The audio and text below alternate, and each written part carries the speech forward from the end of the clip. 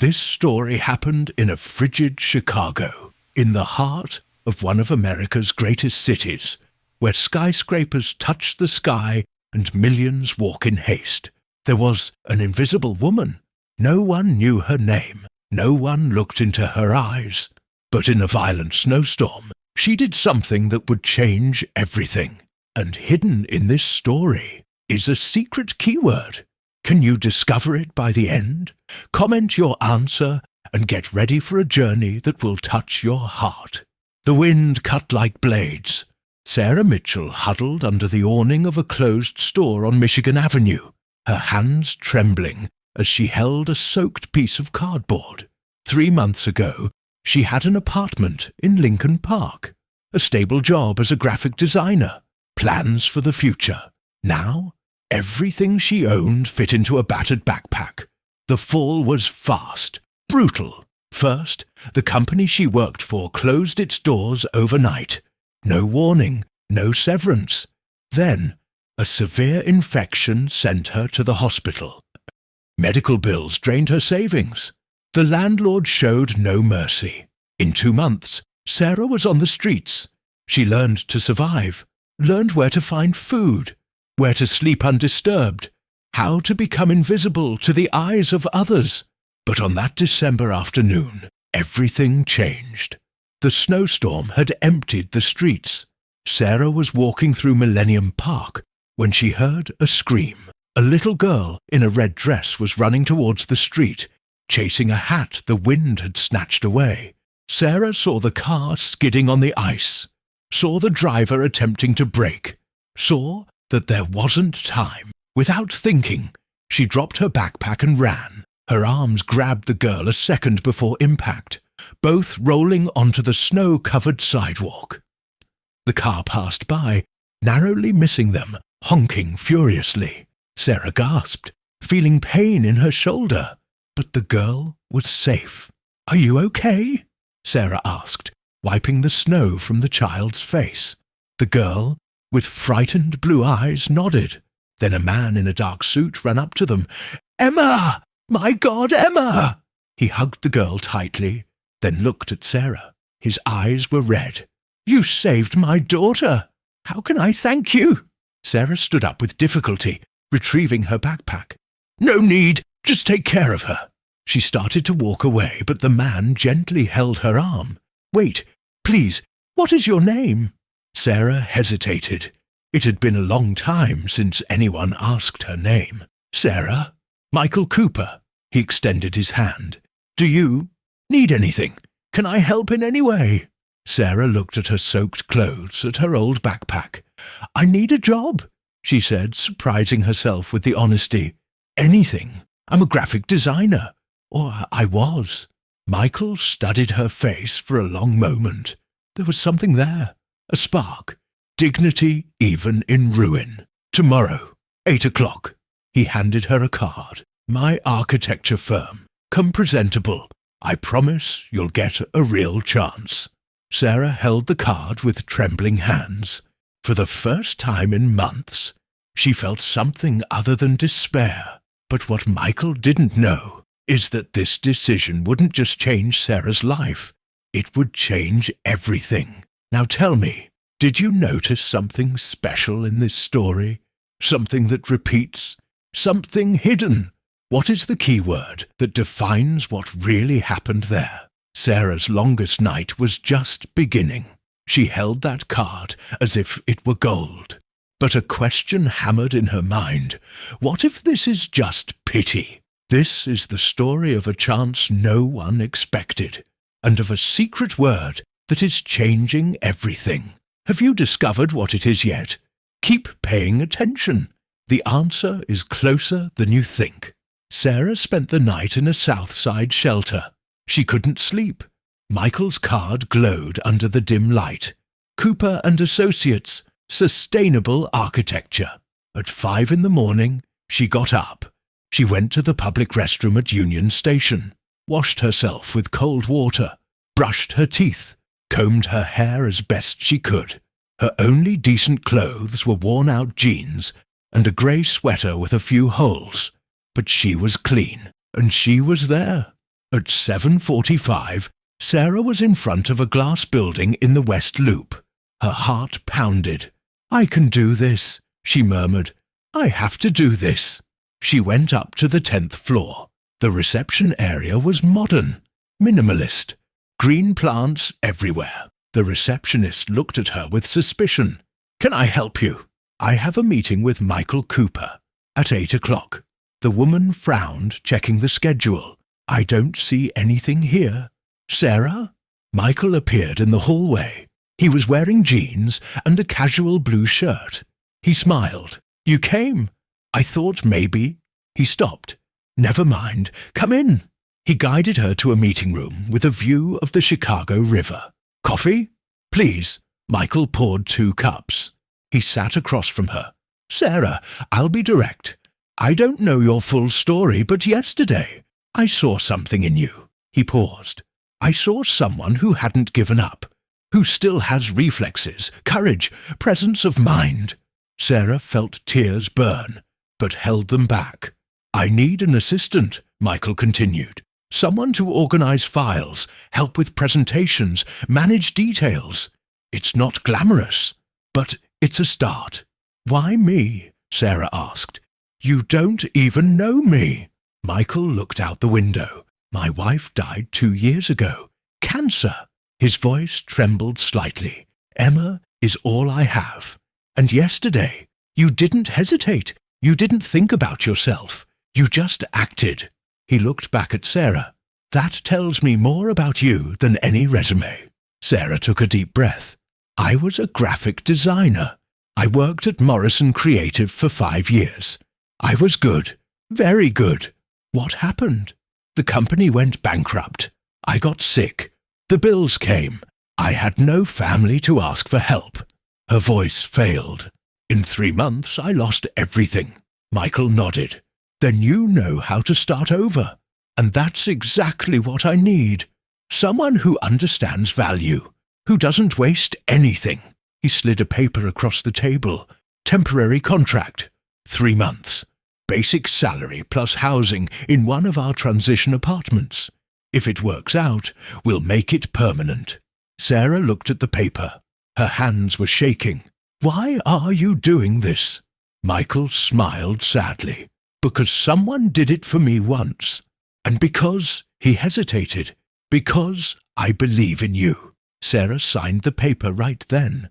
But it wasn't just a work contract. It was something much bigger.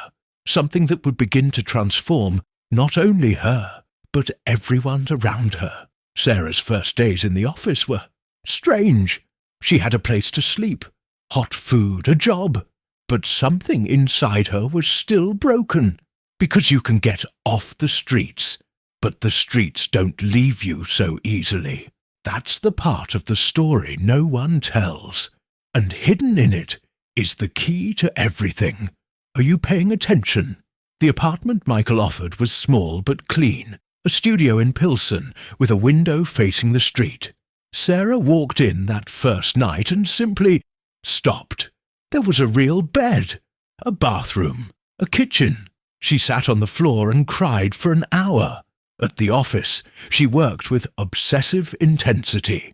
She arrived before everyone, left after, organized files with surgical precision. Michael noticed. "Sarah, you can relax. You won't lose your job for taking a break." But she couldn't.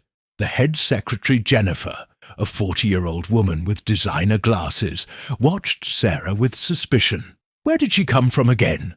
Jennifer asked Michael. "That doesn't matter. The work she does matters." "Be careful, Michael. People like that have problems, addictions. You're taking a risk." Michael frowned. "Jennifer, I don't want to hear that again." But Sarah heard the whispers. She felt the stares. One afternoon, while organizing architectural blueprints in the archive room, Sarah found an old project. It was a residential complex that was never built. Urban haven, affordable collaborative housing. She studied the drawings. The vision was incredible.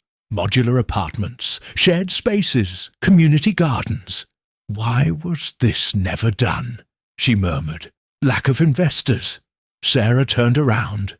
Michael was in the doorway. That was my dream 5 years ago, to transform abandoned warehouses into affordable homes. But no one believed. Sarah looked at the plans again. This could change lives. It could.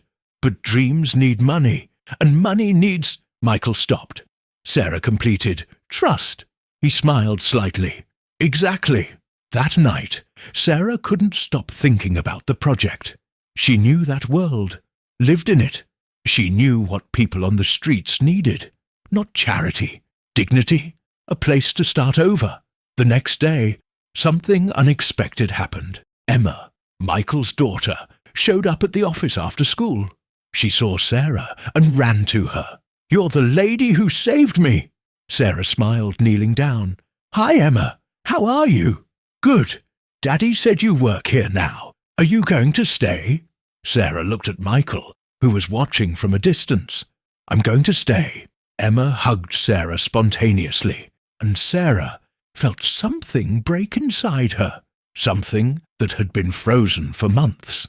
She returned the hug. That night, Sarah looked out the window of her small apartment. Chicago shone outside, and for the first time, she felt she belonged somewhere. But what she didn't know is that someone in the office was plotting against her, and everything she was building was about to be tested. 3 months passed. Sarah was no longer the woman who slept on the streets, but something was happening in the office, something no one saw except Emma. Sarah now managed small projects. Her presentations were impeccable, her eye for detail exceptional. Michael promoted her to senior assistant. Jennifer was visibly annoyed. She's been here for 3 months and she's already a senior. Ridiculous. But there was something else. Sarah began to notice inconsistencies in the financial reports. Duplicate payments, phantom suppliers. Someone was embezzling money from the office. She didn't say anything yet. She needed to be sure. One afternoon, Emma was drawing at Sarah's desk while waiting for her father. Sarah, can I ask you something? Of course, sweetie. Why are some people mean? Sarah stopped typing. What do you mean? I heard Aunt Jennifer talking on the phone. She said bad things about you. Sarah felt her stomach clench. What did she say? Emma looked down. That you were going to steal things. That my dad was silly for trusting you. The word echoed. Trusting. Sarah took a deep breath. Emma, look at me. The girl looked up. Some people are afraid of what they don't understand. But your dad, he gave me something very valuable. What? Sarah smiled. A chance. And when someone trusts you, you protect that with everything you have. Emma nodded. Then she took something out of her pocket. A folded paper. I made this for you, but it's a secret. Only open it when you're alone. Sarah took the paper, intrigued. Why?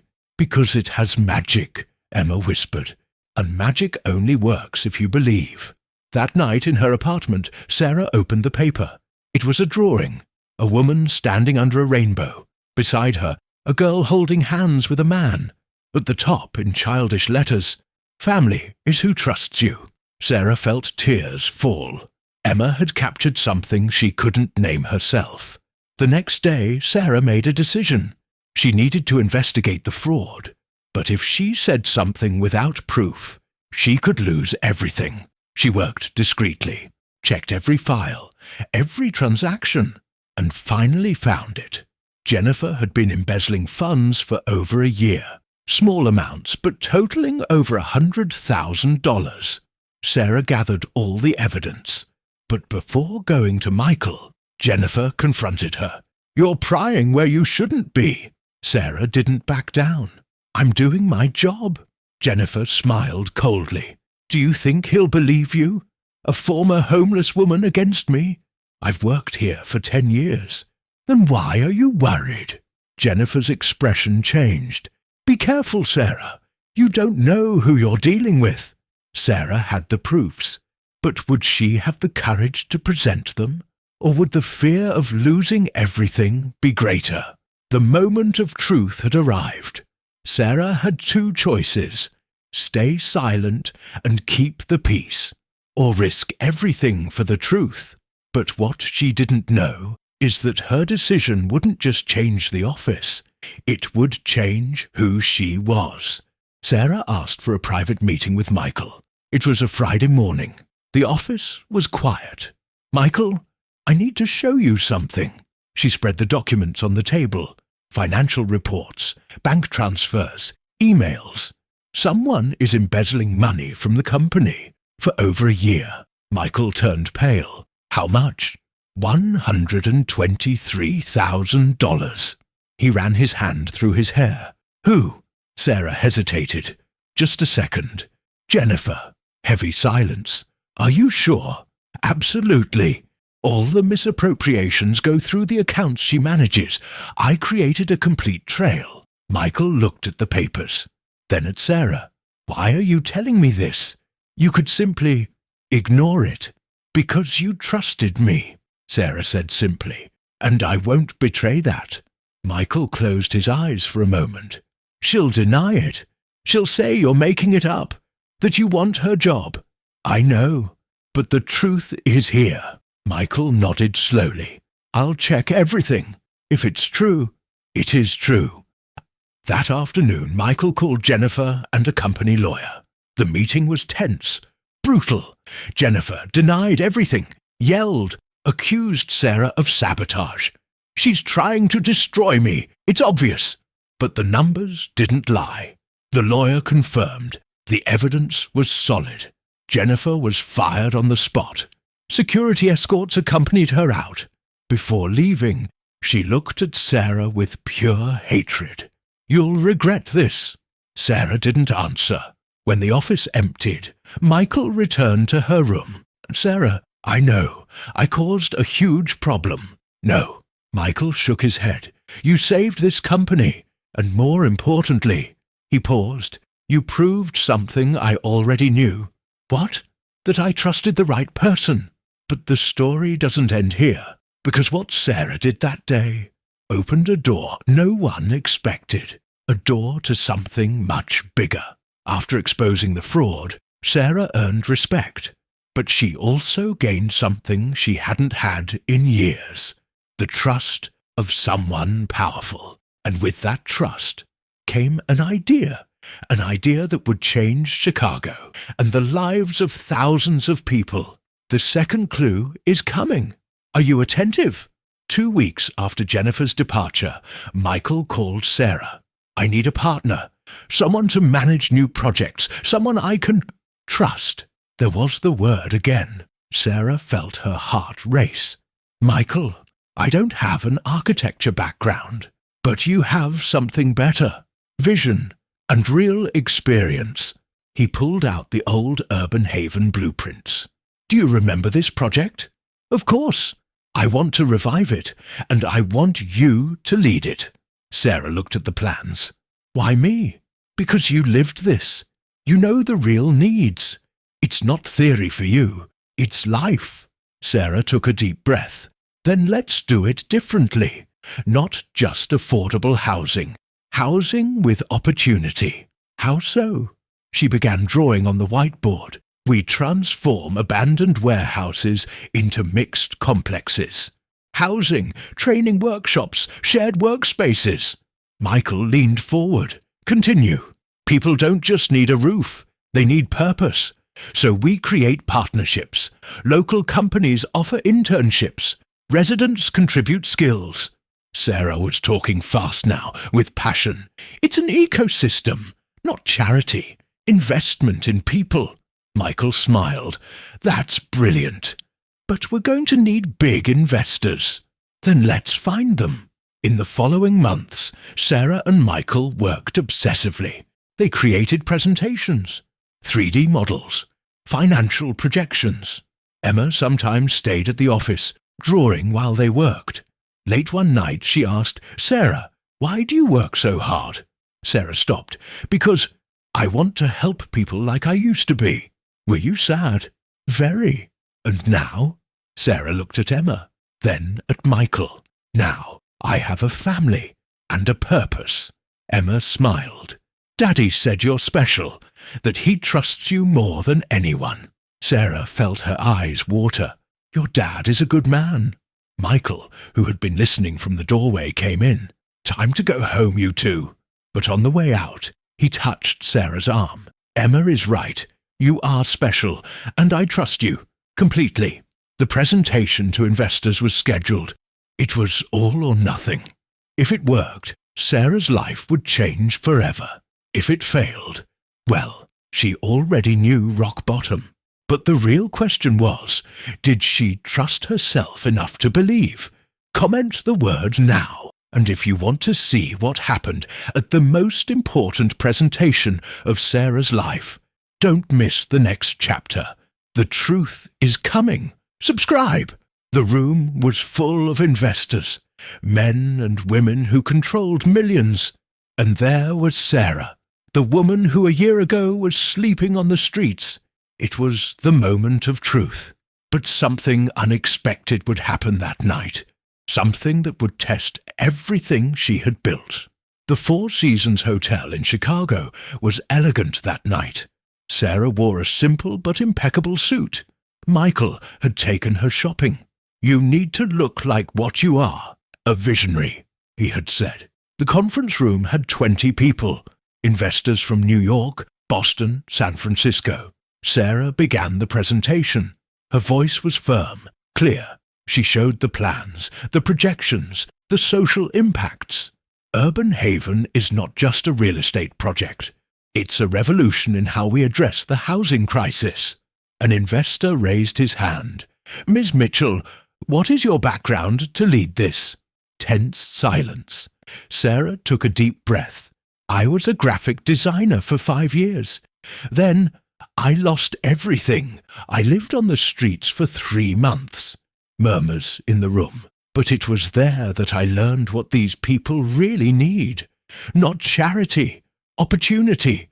And that's what we're offering. Michael watched, tense. Another investor, a grey-haired woman, spoke. Why should we trust millions to someone who lost everything once? Sarah looked directly at her. Because I know the value of every penny. Because I don't waste anything. And because, she paused, because someone trusted me when I had nothing.